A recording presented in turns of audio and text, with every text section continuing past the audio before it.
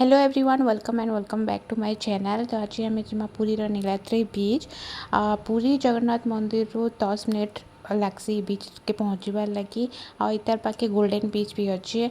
पुरी गोपबंधु छक जेन अच्छे से पाखे ही नीलाद्री बीचटा अच्छे। इनर पानी ना पूरा बहुत क्लीन थीसी इने सिक्यूरीटी लगी भी थीसन।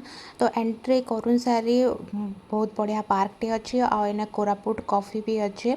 तो कोरापुट कॉफ़ी रो मजा भी नहीं पारे पानी देखुन पूरा क्लीन अच्छे आने गोटे प्लास्टिक रो टुकड़ा भी नहीं पड़ी था। नीट एंड क्लीन थी बीचटा फोटोशूट लगी यहाँ हूँ बेस्ट प्लेस पुरी आपन को इने यूनिक जिनिस भी देखवा के मिलवा। यहाँ हूँ गोटे कंकड़ाटे जेनटा कि रबर ट्यूब द्वारा तैयारी करा जाइए। नीलाद्री बीच के एंट्री फ्री है, इन्हें कौन सी फीस नहीं लगे एंट्री करवार लगी। कार पार्किंग लगी नौचन 50 टंका और बाइक पार्किंग लगी नौचन 30 टंका। तो तार सामने ही पार्किंग करें। ये फीस माने जेन देखुन इटा टीन रे तैयारी करा जाइथिला। इनर व्यू बहुत ही सुंदर आसला।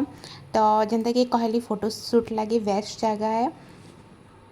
जदि आपण माने पुरी जाऊछन तो ये बीच के निश्चय विजिट करबे, बहुत ही बढ़िया लगपा। इटा गोटे पेंटिंग है जेनटा कि चेन द्वारा करा जाइथिला, बहुत ही सुंदर लगुथिला।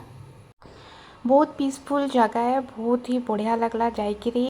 तो वीडियोटा जदि पसंद आसथिबा तो लाइक शेयर और सब्सक्राइब करवा के नहीं भूलबे। तो भेट पड़मा नेक्स्ट वीडियो रे। Bye bye.